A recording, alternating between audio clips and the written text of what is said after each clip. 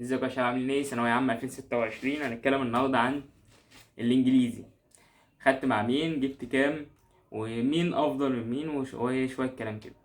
ابدا الفيديو في قناة تليجرام في الوصف، بننزل عليها شرح فيزياء وبعض الاسئلة اللي هو يعني اسئلة افكار الدرس كلها بننزلها على هيئة اسئلة، بننزلش الاسئلة كلها. هنتكلم النهاردة عن الانجليزي. انا جبت كام في الانجليزي؟ انا جبت 49.5 من 50. انا كنت دفعة 2024 اللي هي ايه، الكلب اتصل على البوليس، اسمها الدفعة دي كده. تمام.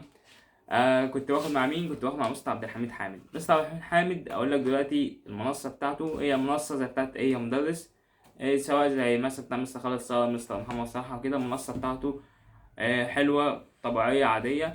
المميزات بتاعته هو الشرح بتاعه كويس جدا في الجرامر، وبيبقى جايب الشرح بتاعه احسن من كذا حد في الجرامر، علشان هو بيشرح القواعد كلها. ما يبقالكش ان القاعده سهله ويروح جايب لك القاعده وعليها مثال تحتها، فانت تحس ان دي سهله ودي اللي هتيجي بالنص جوه الكتاب وانت بتحل. ما انت لسه واخد القاعده، ما ينفعش تديني عليها مثال. ما انا خلاص، انا لو اداني القاعده عليها مثال انا كده ما عرفتش افرق ما بين الجايه. امال هو ممكن بيعمل ايه؟ بيديك القاعده في الثانيه والثالثه، وبعدين يديك مثلا 3 اسئله، فالثلاث اسئله دول فيهم ال3 قواعد، فانت تعرف تفرق ما بينهم.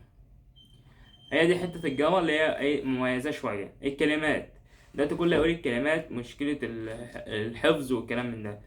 مستر حميد حامد انا لما كنت واخد معاه كان هو بيقرا مثلا الكلمات مره واتنين وتلاته، هو بيساعدك اللي انت تحفظ داخل الشرح بتاع الكلمات، داخل اللي هو حصة الكلمات. بس دي مش حاجة اللي هتخليك تطلع من الحصة تكون حافظ الكلمات كلها.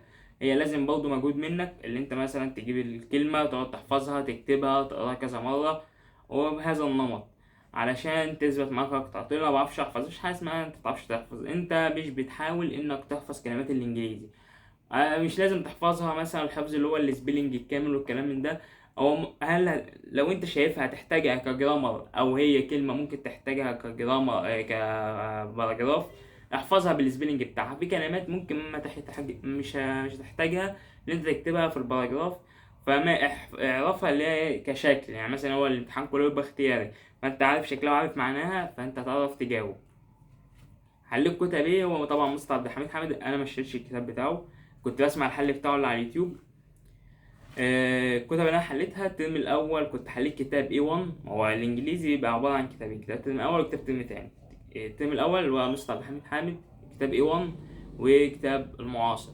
كتاب A1 مش احسن حاجه، سواء في تعامل اللي هو بتوع الكتب ذات نفسهم، اللي هو كنت تطلب من حد نموذج الاجابه من بتاع الكتاب ذات نفسه عشان تعلم لنفسك اللي انت بتحله، يقول لك لا، انت اللي هو طالب عايز تغش والكلام اللي هو ملوش اي ستين لازمه ده. هو الطالب عارف مصلحه نفسه، لو انت هتغش يبقى انت كده بتضحك على نفسك. فهو التعامل بتاعهم هو ما خلانيش اجيب الكتاب بتاعهم الترم التاني. هو الكتاب اسئلته حلوه وكل حاجه، بس صعب تلاقي حد حله ومنزله على اليوتيوب. المعاصر طبعا ده اشهر كتاب انجليزي موجود، فكنت جايب المعاصر واي 1. الترم التاني المعاصر وجاينتس اللي هو العمالقه. كتاب العمالقه ده يعتبر هو احسن كتاب كشرح انجليزي وكحل. هو بيجيب الافكار كلها، مغطي الافكار كلها، بيجي منه في الامتحان. ايوه بيجي منه. كان الجرامر كله منه تقريبا، هو في 2024. فهو الاسئله بتاعته حلوه، والاسئله في اسئله افكار عاليه وافكار اللي هو عاديه، واسئله اقل متوسطه كمان. الكلمات برضو الجرامر نفس الحوار. وهو افضل كتاب شرح كتنظيم. يعني هو لو على كتاب شرح وتنظيم فهو كتاب العمالقه افضل كتاب شرح وتنظيم من وجهة نظري. المذاكرة طبعا هو الانجليزي عبارة عن ايه، كلمات وجرامر.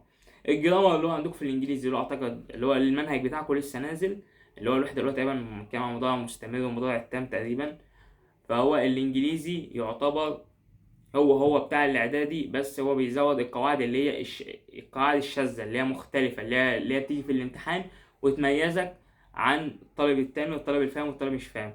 فهو الانجليزي انت بيزود حاجات بسيطة بس في اللي هو الثانوية العامة. هو ده المنهج بتاعه. انت بتذاكر ازاي؟ طبعا انت بتاخد القاعدة، انت الحاجات المهمة بتعيد عليها مرة واثنين وثلاثة بالأمثلة. امال الحاجات الاساسيه، مضارع مستمر، مضارع تام، التكوين والكلام ده والاستخدامات، انت بتبقى عارفها. بتاخد بس الحاجات اللي هي الحاجات الشاذة عن القاعدة، بتقعد تراجع فيها وبعدين تخش تحل. ده كجرامر. الكلمات تمسك الكلمات بقى تقعد تحفظها، سواء انت بتعرف تحفظ بالنظر، بتعرف تحفظ بقى بالقلم، ده كل واحد وطريقته. ودي كانت نهاية الفيديو بتاعنا، والسلام عليكم ورحمة الله وبركاته.